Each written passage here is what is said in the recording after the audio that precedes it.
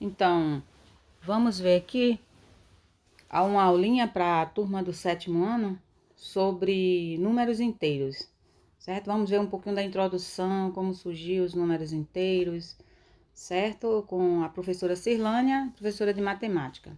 E eu gostaria de pedir para vocês que vocês se inscrevessem no canal, deixassem o like, fizessem comentário, para que a gente possa manter esse canal e eu possa estar colocando mais atividades, mais conteúdo, ok? Então vamos lá. História dos números inteiros. Então, primeiro, antes da gente começar na história dos números inteiros, vamos entrar numa história dos números naturais, que foram os primeiros números que surgiram, né?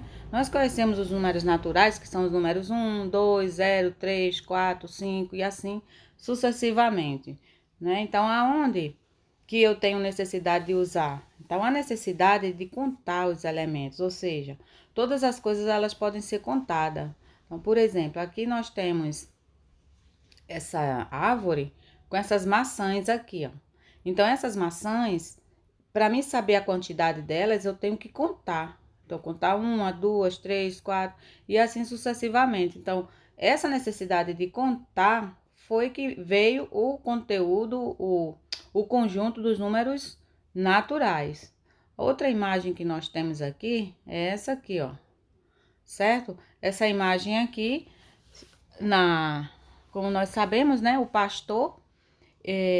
pastorzinho de ovelha, ele tinha necessidade, né, de contar quando se perdia um animal ou se ele tinha sido comido por algum outro animal maior.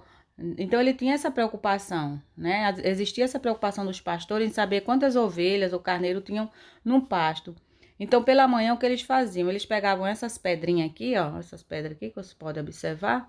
Eles pegavam essas pedras, eles guardavam essas pedras, eles iam soltando. A cada ovelhinha que ia saindo, ele ia soltando uma pedrinha. E no final do dia, ele fazia o inverso. Para cada carneirinho ou ovelhinha que voltava, ele tirava uma pedrinha e ia soltando, permitindo assim guardar a quantidade contada. Então, ele estava contando sem ter a noção, né? Era a forma deles contarem. E aqui nós vamos ver agora sobre os números inteiros, né? Então, os números inteiros, onde eu utilizo esses números? Então, tem várias situações onde houve a necessidade da criação desses números, a necessidade do comércio. Então, aqui eu tenho um exemplo do banco, certo? Então, eu tinha no banco R$ 50, que era meu saldo, certo? Eu tinha um saldo aqui de R$ 50, ok? E eu fui lá no banco e fiz uma retirada de 100. Eu tinha crédito lá, né? Então as pessoas confiavam em mim e me deram R$ 100. Então, qual foi o meu saldo? Como ficou minha situação no banco? Se antes eu tinha e eu tirei mais do que eu tinha. Então, eu fiquei com saldo devedor de quanto? De R$ 50. Certo? Então, ele é representado pelo sinalzinho de menos. Então, essa é uma situação, uma necessidade de marcar o negativo. Aqui nós temos também um outro momento, né, de temperatura. Então, às vezes, em algumas cidades, né, uma temperatura tá de um jeito, em outra cidade está em outra. Então, como por exemplo aqui, ó, no Rio de Janeiro. Rio de Janeiro aqui, a gente pode observar aqui, ó, a temperatura aqui tá, vamos dizer, 38, mais ou menos, 38 graus no Rio de Janeiro. Então, o que acontece? Então, para cima do zero, se vocês observarem, o zero tá bem aqui. Para cima do zero, nós temos tudo aqui para cima é positivo. Então, a temperatura de 40 graus, 50 graus, muito quente, é super quente, né? Então, no máximo aqui, a gente chegou aqui no Rio de Janeiro a 39 graus, que é o caso de Palmas. Palmas dá mais de 40 graus de temperatura, né? Palmas aqui no Tocantins. Mas a gente tem o inverso aqui, ó. Nessa cidade aqui de São Joaquim, que fica em Santa Catarina, a gente pode ver que essa cidade aqui, ela tá abaixo de zero. Ela tá o quê? Ela tá menos 10 graus. Menos 10 graus negativo. Então, ela tá muito fria aqui, ó. Muito frio aqui, muito quente aqui. Então, de que forma se representaria isso aqui? Com um sinal negativo. Então, houve essa necessidade. Outro modo também de eu representar os números negativos é aqui, ó. Saldo de gol. Gol sofrido e gol feito. Então, esse lado aqui, que tem os sinais de positivo, são os gols feitos. E esse aqui são os gols sofridos. Então, por exemplo, uma pessoa fez 3 gols. Qual o saldo de gol dela se ela sofreu 4? Então, seria menos 1. Vamos dizer que uma pessoa fez 1 gol, mas ela levou 1. O saldo de gol dela seria 0. Vamos supor que uma pessoa não fez nenhum gol, mas ela levou 3. Então, no final, ela apanhou, né? Ela fez o quê? Ela levou 3 gols, ela perdeu. Ela fez 2 gols, mas ela não levou nenhum. Então, no final, ela vai ficar com saldo ganho, né? De 2. Aqui, ela fez 2 gols, mas ela levou 1. Então, o saldo de gol dela, ela ganhou mesmo assim o jogo, mesmo levando 1, porque ela tinha feito 2.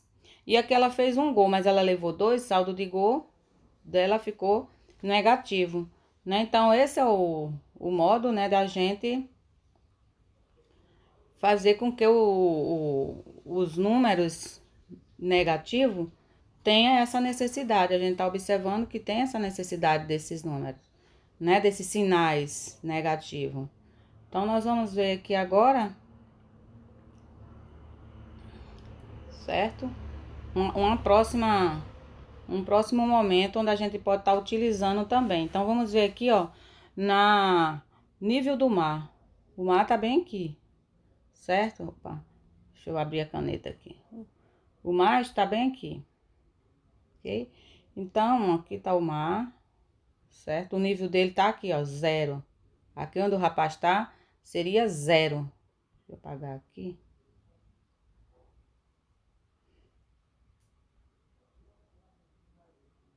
Aqui. Então, seria 0, né? Ficaria por 0. Então, qual o sinal para cima? Onde o menino tá aqui da pipa, o sinal é mais. Para baixo, o sinal é negativo. Então, para cima, positivo. Profundidade, sinal de menos. Mesma coisa aqui, ó. Nós temos o elevador sobe, então, do térreo para cima, positivo. Do térreo para baixo, sinal negativo. Então, outra situação que a gente pode estar representando, certo, os sinais negativos.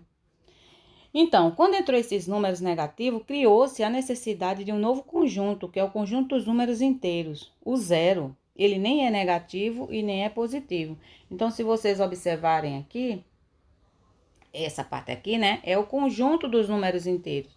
Nós vimos o conjunto dos números naturais e aqui temos o conjunto dos números inteiros. E aqui nós temos o 0, ele é como se fosse a origem, né, para cá, a divisão de um lado e do outro. Ó. Desse lado de cá são os negativos e desse lado de cá os positivos, certo? Os negativos e os positivos. Então, os negativos para um lado e os positivos para o outro. Então, eu posso representar aqui, certo? Como aqui vai ser mais e esse lado menos. Então, esse lado aqui todinho seria mais. E esse lado de cá, e ele vai crescendo para esse outro lado. Então, nesse conjunto, certo? O conjunto dos números inteiros, ele é representado pelo Z, por essa letra aqui, ó. E ele vem de uma palavra alemã chamada Zahlen. Mas muito associa esse símbolo do Z aqui, as pessoas associam ele ao sinal de maior e menor, certo? Então, como assim? Por exemplo, eu posso fazer aqui, ó, o sinal de maior, que é desse lado aqui, né? Maior, e o lado de cá, menor. Então, a junção deles dois forma o Z, o símbolo Z, que é maior e menor, porque tá incluindo sinais negativo e positivo. Se formos observar a nossa reta numérica, certo? Aqui, nós temos aqui, precisamos olhar para o lado esquerdo, certo? Para esse lado aqui. Antes, a gente olhava só para esse outro lado aqui, ó. Né? Então, antigamente, olhava só para o lado positivo. A gente não olhava para...